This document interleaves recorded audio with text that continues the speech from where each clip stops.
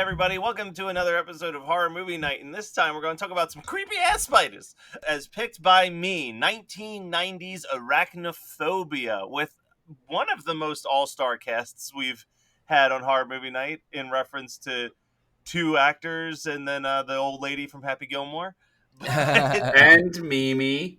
I wonder if there's something in her contract where she has to wear that outfit, because I feel like everything she's in, she wears that ridiculous outfit. It might just be her actual clothes. You ever think about that? There's no wardrobe Yeah. for Mimi. No. I had a fun experience watching this movie for two reasons. Reason number one was that I watched it with a group of friends last night. But reason number two is that we were watching my DVD, which is one of the first DVDs that I ever bought, which means that it scratched to shit. So it kept skipping to different scenes. So the movie, I definitely missed at least two sequences in this movie due to the scratched up DVD and having to like move forward. But I have seen this movie enough times that I got the gist of what was going on. So let's talk about it. Can't imagine that this was the first time watch for any of us. No, but it sure felt like it. I mean, I haven't seen this movie since. Oh, yeah. I have a note about that, too. I was like, Yeah. I have forgotten everything that happens in this movie except for one thing. What was the one thing for you? Oh, it's the kinder trauma for me, if you want to get into it. Yeah, let's go for it. Well, first of all, did you say that you picked this? Because, I mean... Yeah, no, I feel like it's pretty obvious if you were to... try to guess who picked what movies. If it involves a giant animal, it's probably Matt. Yeah. Mm-hmm. Well, the kinder trauma part for me was when they find the mortician and his wife, and they're dead, and then the spider comes out of his nostril. Oh, okay. So the thing that I always remembered about this movie that was like one of the things that kind of freaked me out the first time I watched it, and I watched this at our neighbor's house, Jay. I would go to Jay's house a lot, and his dad had like a weird assortment of movies, but Arachnophobia was one of them. And he was like, oh, you got to watch it. It's really good. I was probably 8 or 9 when I watched it, maybe even younger. It was that kind of the opening scene, but it's when they pan down to like the sucked dry corpse inside the coffin. Yeah. Like I kept watching, but I remember that always stuck out as like that kind of freaked me out as a kid. But like not enough to not to deter you. Who Framed Roger Rabbit. Oh God, yeah. Yeah, like not like that. I like ran out of the room when like Christopher Lloyd's eyeballs fell out, and I didn't know how that movie ended for like 10 years. But like this one I kept watching because I was trying to look cool in front of my older neighbor. And I completely forgot about the fact, well, one, I had forgotten that Julian Sands was in this movie. I think Julian Sands forgets that he was in this movie because he has the most ignominious death probably ever in anybody's career. Dude, it's so good. The flying ass spider. Yeah, I love how he's like, it's dinner time or whatever, or dinner is served, and then he literally gets eaten. Like, it's just so fucking dumb. But yeah, like I completely forgot about how the spiders got to America, and I was like, oh, okay, this is an odd movie. Just in general, like it's not really horror, and it's fine. It's close enough for us to talk about it, but it just feels more like. It's a feel-good horror. Yeah. That's where my double feature comes into play. Ooh, I wonder if we have the same one. I'm going to hold off on saying what mine is as well, but... If your double feature is Jaws, then yes. No, it's not that. No. I think me and Matt might have the same one, so I might have to think of a backup. I think so too, but we'll find out. I think that this movie is in that same vein of what was going on in like 1990 to like 1992, which was big budget studios kind of doing these throwbacks to like 50s horror a little bit. I can already fucking tell. I'm pissed. This episode is ruined.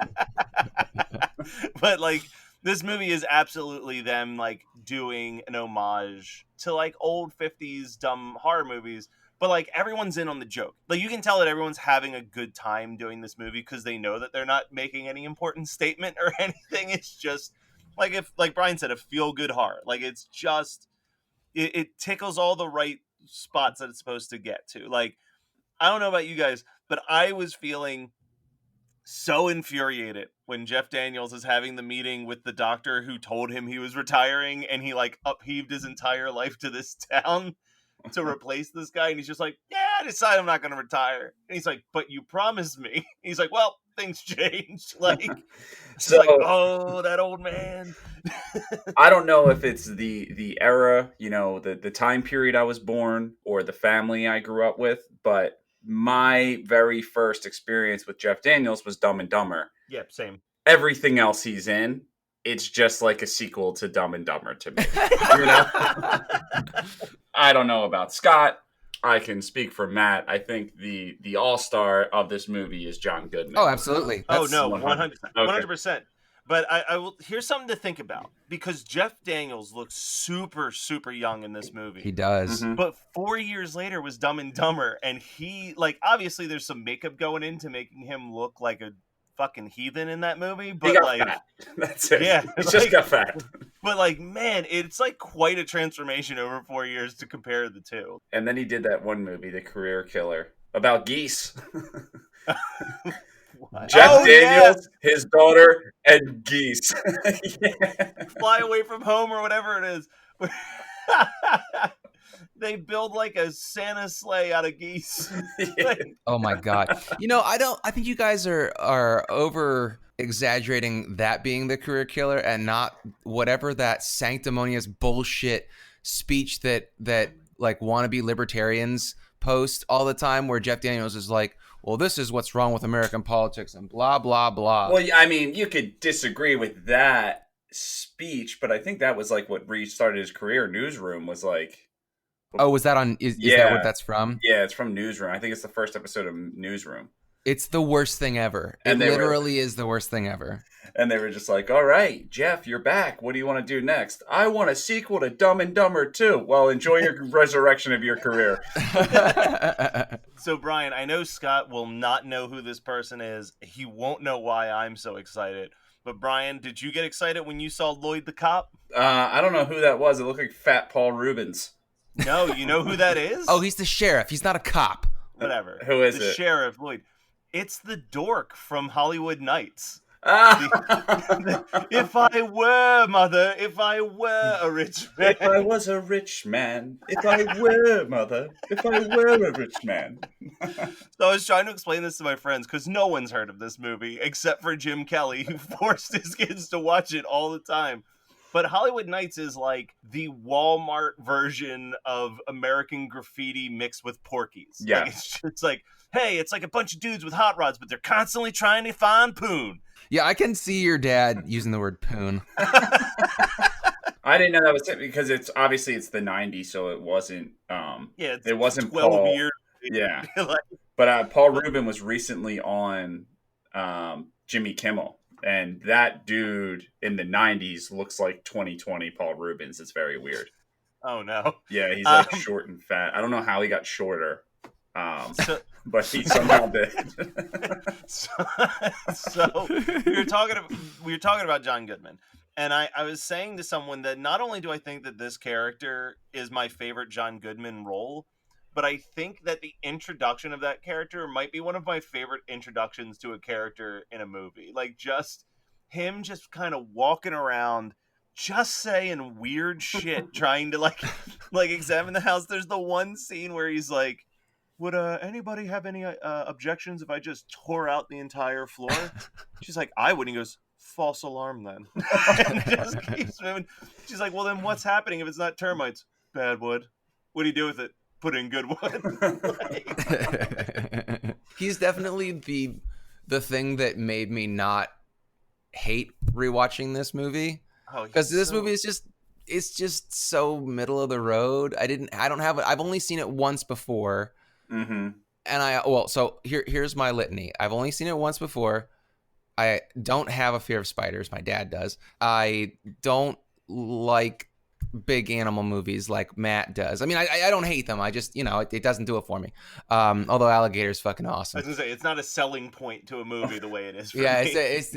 I mean, I'm not a world famous herpetologist with a great set of breasts like that. Well, let's address the elephant in the room. Matt is a borderline Rain Man. So You can say autistic. he only needs to watch a movie once, and it is forever ingrained in his brain. Therefore, it has nostalgic rewatch, regardless of how much time has passed. But for me Fair. and you, if we've seen it once as a kid, it doesn't have that nostalgia feel because we barely remember it. Right. You're not wrong. I'm just like, it was a movie. Yeah, I've seen it. So I think for me, like, because I do agree. Like the movie hits a lot of, as you said, like middle of the road stuff. Like it's mostly, a woman going to shut off a light, and like for a split second, you see a spider drop on her hand, and she yells, and then we continue on with the story of Jeff Daniels as Dr. Death. Like you don't see a lot of the violence; you see the after effects of the violence. Oh no, But and it's kind of cool because it's like a tableau kind of thing. I mean, I get it, I like it, but I think what I didn't get as a kid, which really seemed so silly. It didn't bug me. It just seemed so silly watching it as an adult. Was this like level of intelligence and vengeance that these spiders have? Or oh, like dude, it's it makes insane. no sense at all. I get it. This is Jaws with 8 legs. I get it. It's the whole point. But when Jeff Daniels is paralyzed with fear at the very end, and the king spider or whatever, the general, I guess, Yeah. when it's like crawling up his leg, there have been other times where they have immediately bitten somebody. But no, this is revenge, so I gotta get up to his fucking face. No, okay. I think you're talking about like that is like nitpicky. If we want to talk about the real, like this is insane how smart they're making the spider, is when Jeff Daniels is running around with a little homemade flamethrower, and the spider is running, and then just before Jeff Daniels shoots a flame at it, just stops and hides behind a piece of metal so that it goes around it, and then as soon as the flames are done, just keeps scurrying. I wouldn't even consider what Scott's saying nitpicky. Like I don't think it's. I hate people that are like, oh well, that is so unrealistic. But at the same time, if you have a whole movie where one little spider at a time is killing everyone, and then Jeff Daniels somehow maneuvers around hundreds. Yeah, in his yeah. house. Like they're so fast. They drop from their webs or their silk so fast onto that lady's hand, and then they're just like, hey, go to the basement. Hey, get out of here. I kind of love that. I love that scene at the same time though, because it feels like for a split second the movie just turns into like any local haunted house attraction in October. Like it's just like all the animatronic spiders drop at once, and you're just like, ooh, and then you keep going. I'm cool with that. That makes me like it better. The one thing that I thought, like, if we're talking about things that are ridiculous, we have to talk about the girl in the shower scene where she doesn't realize. I have no clue. Oh, like I rewatched that scene. So yes, we're gonna talk about the scene, but I had to rewatch it not because there's a naked lady in it, but rather because I was like, "Am I supposed to know who this woman is?" No, not at all. But there's that scene where it's like the spider is on her face. The spider is going down her chest, but it's not until it hits her foot that she's like, "Oh, there's a spider in here." Like, yeah, I don't know. I personally, if it was on my nipple, I'd feel it more quickly than if it was on my toe. I think if it was on my face, I'd be screaming already. I've looked it up. I don't know if it's anxiety or not, but every night I have trouble sleeping because I feel bugs crawling on my face that aren't even there. So I think that's called withdrawal. Well, 7 years later and still kicking it. But yeah, I would definitely notice a giant spider on sometimes my shirt tag just lightly brushes my neck, and I'm like, "Who's that? Who are you?" So I watched this show years ago. I never really even liked it that much, but it was just something to put on in the background when it was on Netflix. But did any of you guys watch the show Mythbusters when it was on? Yeah. So Jamie with the big bushy beard? Yeah. Mm-hmm. His first job was building the spider at the end of this movie. Oh wow, that's so weird. Yeah, that's like his first film credit is building the king spider that's at the end of this movie. Well, the thing is that the king spider kind of they look like shit. Yeah, I'm glad that they're animatronic and not CGI, because this movie would be completely ruined if it was CGI. Although there is CGI on the outside of the house when the mom, kids, and John Goodman get outside when Jeff Daniels falls into the floor. Also, if you fell 2 stories down, you would not be like, ow. Yeah, well, and that was when I was watching it with my friends. They're like, I feel like he should be more hurt than that. And I said, I think the wine bottles broke his fall. Yeah. What are you, a wet bandit? How do you survive a fall like that? Anyway, so I think that the king spider looks stupid. Mm-hmm. I think that the egg sack looks fun. I mean, it egg sack's cool, but the end got so ridiculous they should have just went over. They should have just pretty much made the king spider like very similar to like Jabba the Hutt, and like that's how he defeats it. It's like he just like is arguing Chokes with it. like yeah, like Yeah, I was about to say, yeah, with the chain. What do you want from our family? No. I like the absurdity of like he sets it on fire and then this flaming spider jumps at him, but he shoots it with the nail gun and it flies into the egg sack. Like Very convenient. It was. I will say the other thing that was fun was watching it with my friend whose wife does have arachnophobia. Yeah. So I was being able to just live vicariously through her reactions every time a spider popped up on the screen. She was like, "Ah!" like just screaming at herself. That's so weird to me. Oh no, let's not phobia shame anybody. I'm not phobia shaming people, but what are you, a dog? Like my friend's wife is deathly afraid of snakes, but when she sees them on a television, she understands that that's on a television. Buddy races to every cat on the television trying to... But like, the flip side is like, I used to kind of find spiders a little terrifying or whatever. Like they were like, oh, they're kind of creepy looking creatures. Then I started to have to deal with camel crickets, and spiders don't bother me anymore because camel crickets are horrifying looking. Sprickets. Yeah, sprickets they're also known as, for spider crickets. They're Spider gnarly crickets? Yeah, they're gnarly looking little dudes. Oh my god! Yeah. Imagine like 15 of those jumping at you every time you come downstairs to record a podcast. But can they bite? No, but they, like, you know how like most animals... Oh, they're not... I saw a small picture of one. I was like, holy shit, that's terrifying. Yeah. I thought that their back legs were their front legs, but no, they're not so bad. Yeah, I think the thing that's freaky about them is like, in most cases with like with an insect, you know, you yell at them or you stomp at them and they'll go away. Get the fuck out of here. They jump at you. So like if you're going to like, you're like, oh my god, I'm going to step on this cricket and get rid of it. Normally they're like trying to run away. This one's just like, come on, motherfucker. And he like jumps at you and you're like, no. Those poor sprickets. Come on, motherfucker, everybody's going to die. Come on, motherfucker, everybody's going to die. That's basically, he's like, you want to fight? Let's fucking fight. It's like basically how like, those things are when you're like trying to come at them. Oh, man. And my cheap-ass parents, let's talk about this for a second. I love my parents, but my cheap-ass parents won't pay for fumigation or anything to take care of this infestation. Their solution is just duct tape flipped upside down. So at all points of like the spricket season, there's just dead corpses duct taped to the floor that I have to step over because I can't move the tape yet because we don't know if we got them all yet. Okay, it's fucking wild. I feel like I've been talking to you every day for, 8 fucking years? Yeah, something like and that. I find out more about your childhood and your upbringing that shines light on who you are as an adult every single day.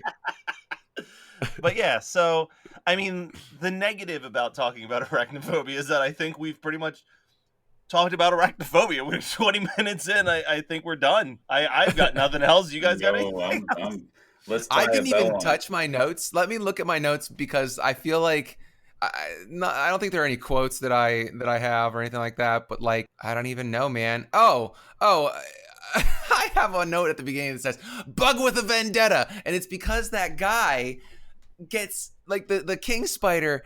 He has far too much intellect, as I said earlier, because it's like, okay, its planning is diabolical. It's like, okay, this guy found me in the forest floor. I'm not going to kill him. I'm going to kill the American, and I'm because he's already sick, and so it's going to look like he just died of his fever. I'm going to bite him on the hand, and nobody's going to notice. And then I'm going to get into his crate, get sent back to America, fuck some American spiders. Let's talk about that for a second, actually, because the spider's journey to Jeff Daniels' house is like crawls out of a coffin. It's baby's day out. Gets picked up by a crow, bites crow dies. And it doesn't die. The king spider doesn't die when it gets like it's a terminal velocity, you know? No. It's like this bird is up 100 feet and so look, the flip side is that spider had already fallen from a giant tree in the Amazon, so I'll buy that it doesn't fall from a bird falling from the sky. Okay. But spider crawls off into the barn. Then they catch a house spider and they also put it in the barn. And we get this like weird Lady in the Tramp shot of the two spiders like meeting.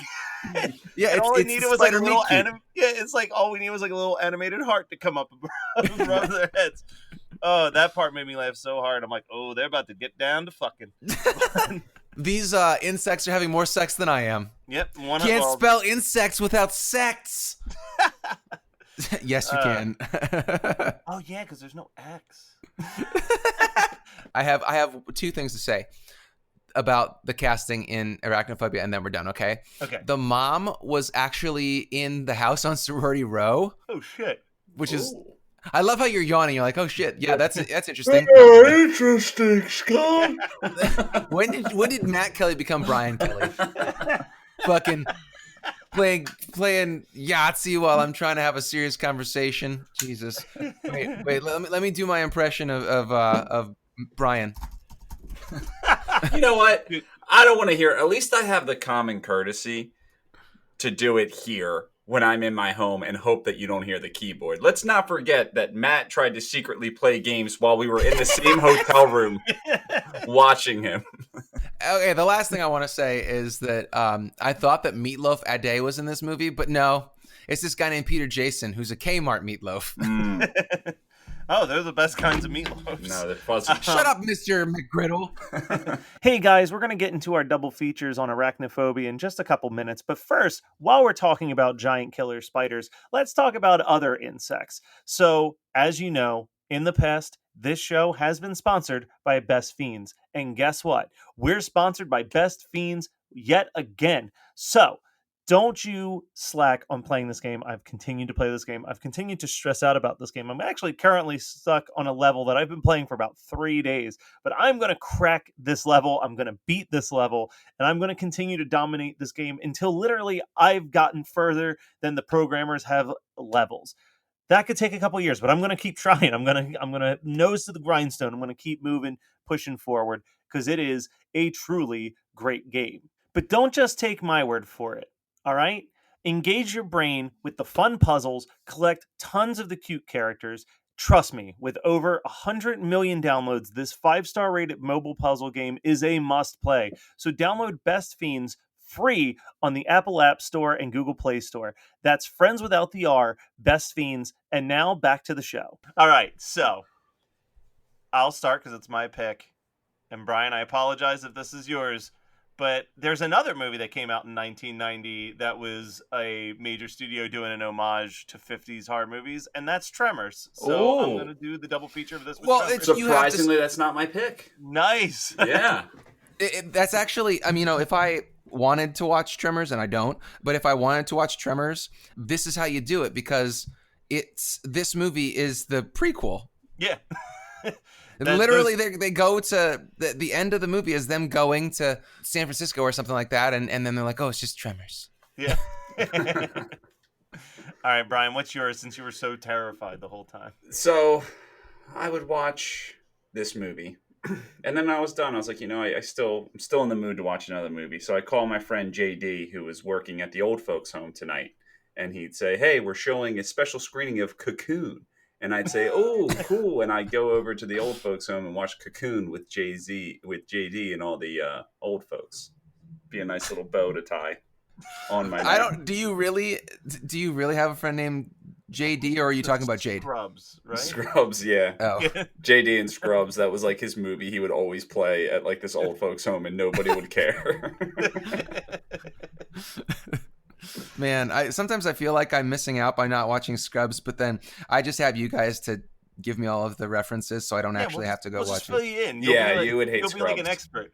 Yeah. I watched Garden State 4 times. I think I have all the Scrubs references I need. Yeah, you would hate Scrubs. Too many feels in Scrubs. Yeah, that's exactly why I never watched it. It's very emotional, and then it's very slapsticky. It's literally a combination of your two least favorite things. Yeah. All right, so Scott, what's your double feature? How are you going to save the night after Arachnophobia? Now, here, let me qualify this, as I did not feel like I had my night wasn't ruined by watching Arachnophobia. I just want you to know, like, it was okay. I didn't hate it, but I want to bring it up.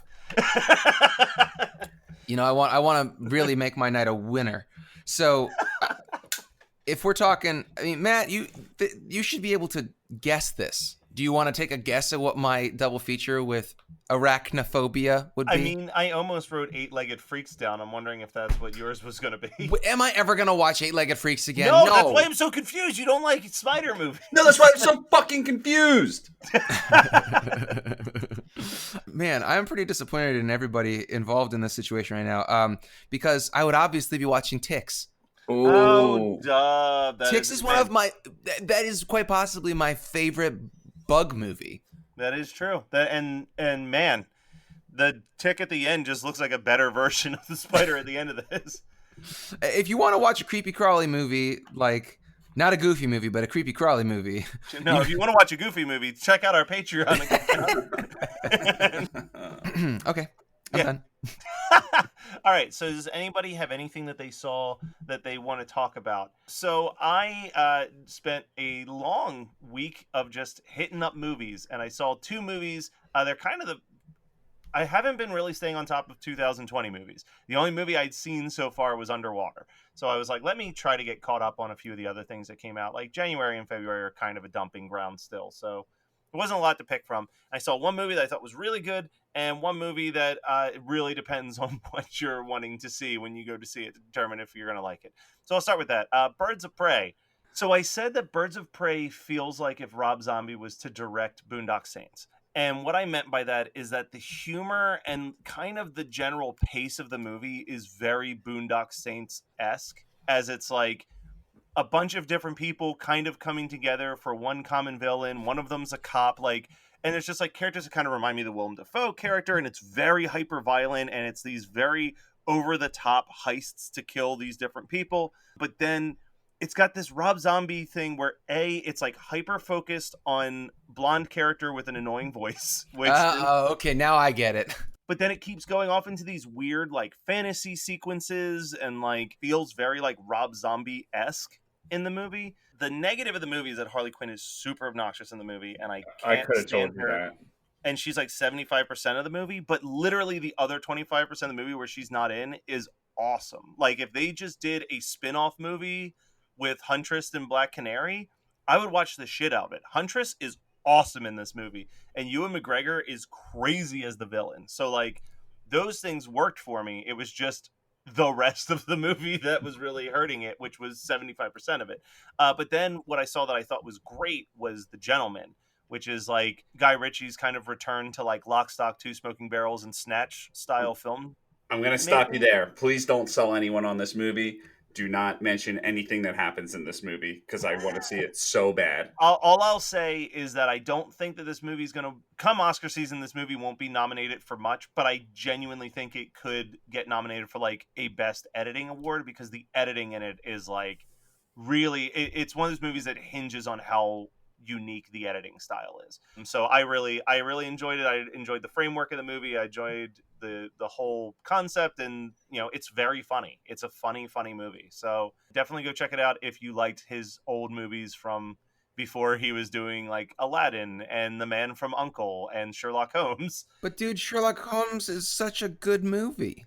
No, I'm not saying anything against those, but I'm saying like those are very family friendly versions of what he was very good at, which was like the hard R, like blood just splattering everywhere and people just saying like "fucking hell" all the time. Good, it's good. I am looking forward to. I'm just waiting for the reviews on Birds of Prey. I actually already know what they're going to be, and it's going to be great. Now come Comic-Con season, there's going to be a bunch of fat girls dressed as Harley Quinn. And it's going to be quoted by... Matt, you better edit this out. Let me finish. You ruined the bit now. Now we have to edit it out. Which also, like, there already are. I don't know how this movie's changing anything. So the punchline was it was going to be quoted by fat guys dressed as Negan, but let's just cut the whole thing. I think I'm going to leave the whole thing even with the Scott interruption because I think it somehow improved your punchline by the disappointment in you saying it. I'm sorry. It's the snowflake in me. Shit. I watched a new docuseries that is on HBO, McMillions. And Oh, I've heard great things about dude, that. I had to look up. Is that the talking guy, about the scratch off yeah. con? Yeah. But the guy who I immediately went and followed, the guy who directed and edited, he's got like 100 followers on Twitter, which pisses me off because without a doubt, this is the coolest documentary edit. It is so similar to, speaking of gentlemen, it is so similar to Guy Ritchie editing a documentary. Huh. And just the tone, like, it is, I'm blown away. This guy is my new idol. Like, he's the official bar of everything that I try to accomplish. Is the bar is set that I'll never reach. It is, I cannot hype this up enough. Like, I've been trying to figure out a way to get in contact with him just to give him my praises. It's so fucking good. He has 100 followers, Brian. Just follow him and then send him a message. I did follow him, but I don't know how to send him a message. It's like when I met Jade, I just kept typing things out and then deleting it. But hey, look at how it worked out for you. So I know. Oh, no, that's stupid. Hey. I guess that's a very like Matt Kelly thing of like, just add him and then message him, because like that's pretty much how I do all of my podcast business, and sometimes it works. It's just that 90% of the time they never talk to me. yeah, Matt does the spray and pray method. So when everybody, like, when he starts his podcast business, people are gonna be like, so how did you do it? And he's gonna be like, well, strap in because it's gonna be a long ride. Yeah, you have to have zero shame And a not lot of be free afraid- time. Yeah, and not be afraid to be told no all of the time. Is that did you watch anything else, Brian, that you want to talk about? I'm just going to save it for next week. Okay, now this is the point of the show. Okay, guys, I told you. You warned us. I'm ready. Well, I warned you, but I'm gonna warn the listener. If you don't want to get into something serious, this can be the end of the episode for you. Yeah, tune in next week. Because and this is like a trigger warning. If you have like PTSD from sexual assault, probably want to turn it off here. For the rest of you that may want to listen to this, I want to talk about Miss Americana. Now, did you guys watch it? No. I did not know. So Megan and I watched it, and then after we got done, we had a really serious conversation because it got me thinking about when she was sexually assaulted. I asked for permission and consent from her to talk about it on the show. And I'm not going to say the name of the offender, but this is probably one of the greatest shames of my adult life, is not doing something about this. But we're at a show. The show is over and we were tearing down.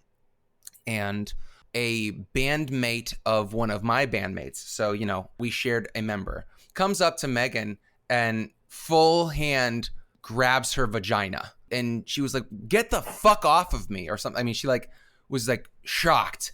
And he was like super drunk, apparently. I didn't know anything about it. I was on the other side of the venue. She told him off and she was like, you cannot touch people like that.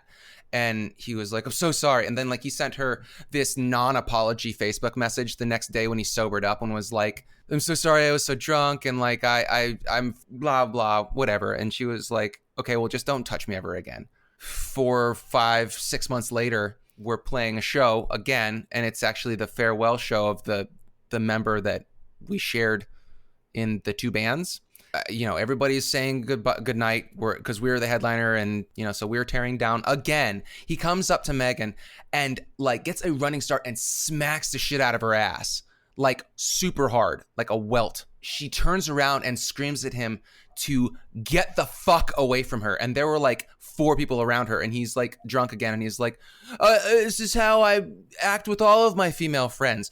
Oh, by the way, this fucker is a female rugby coach. Still is. We should have pressed charges the first time. We didn't. We should have pressed charges the second time. We didn't. Because after he smacked her ass that second time, Megan screamed at him. He came up to me and he was like, yo, Megan's really mad at me. I was like, what did you do? He was like, I just went up and said hi to her. I was like, you should have left her alone. He fucking whitewashed it too. And I never did anything about it. And I feel like a fucking pussy. Should have done something. And it just drives me insane sometimes when I think about it. And I don't think about it often. But the way that this plays into Miss Americana is that Taylor Swift got dragged so... First of all, I don't understand the hatred people have for Taylor Swift. She's just a pop singer, first of all, and she writes all of her own music. Or at least she is a songwriter for all of her own music. She has help and producers. But, like, she has had a shitload of hits that she has written herself or had help writing. Taylor Swift got dragged super hard by the internet because she came out against this guy for sexual assault. And they were like, well, why didn't you say something beforehand? And it's the same thing. Like, fucking, 6 years later, what am I going to do about this serial offender? I'm positive that she's not the only person that he has molested, assaulted, because one of them was sexual assault and one of them was legit assault. Like, he came up and he basically punched her in the ass cheek. I think that Miss Americana is a really good documentary. It really endeared me to Taylor Swift because I really knew nothing about her life. Don't usually have a lot of empathy for ultra famous people because I'm like, you're getting paid to a lot of fucking money to make art or to perform. But at the same time, they don't get to have a normal life. And also everything they do is discussed by knuckle draggers on the internet. That's why I don't have a Twitter. I appreciate you guys letting me talk about it because there's no catharsis for me. I'm always going to be upset about this in respect to my fucking wife because I can never fix it. But at least talking about it, is something. There's probably going to be people who are listening like, why the fuck are they talking about this on a comedy horror podcast? But I think that it's important that we have a platform that we make a stand every once in a while for stuff like that. It's, not to like plug our own shit, but it's part of the reason why I am going to insist that we never don't have Survivor Girl shirts and that we continuously use that shirt platform to like help also raise money for different types of situations. Cause we need to be good allies to our female friends and just in general, but also because, man, the toxic masculinity that you find at a metal show is not very different than the toxic masculinity you find at a horror show. Yeah, and if you go to a con, there's a lot of dudes wearing Cannibal Corpse shirts that have, women with their insides slit and their legs spread. I mean, there's a thin line between being edgy and being a fucking asshole. I feel like so much of death metal, especially like the more extreme stuff like Cannibal Corpse and basically bands that want to be like Cannibal Corpse and slam bands and all that shit, there are certain dudes who take that shit seriously. Like they're like, yeah, women are inferior, or their ultimate fantasy is to have a woman who is sexually subservient to them, and so consent doesn't even play into their like sexuality, which is fucking insane to me. But I'm not going to apologize for talking about this here because this is the biggest platform that I, as just some random dude on the internet, has. Yeah, I can post about this on Facebook and maybe 200 people will see it. But I know our numbers on Horror Movie Night, and I know that even if the vast majority of them turned off when I said this is a trigger warning, I feel so like, as far as like using a term that is questionable in this situation, I feel impotent about women who are sexually assaulted. And we need to have a dialogue about it. We need to try and sensitize men who love horror into understanding that women are not objects, because it's so frustrating. And then people are going to call us snowflakes or don't take it so seriously. It's just horror. But like, if you spend your entire free time, like hours a day, watching women in positions of subservience and men in positions of power, like most slasher films, it's going to, there's the possibility it poisons your mind. Yeah. So you got to talk about it. I'm done. All right. Well, I don't think that it would be appropriate to jump into the upbeat, happy outro this week. So tune in next week. We will have more horror movie night. Have a much lighter week next week.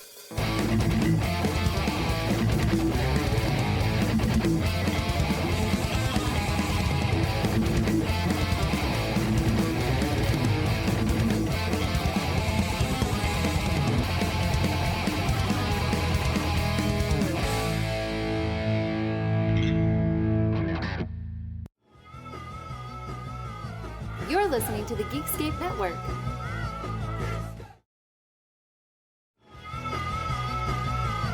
You're listening to the Geekscape Network.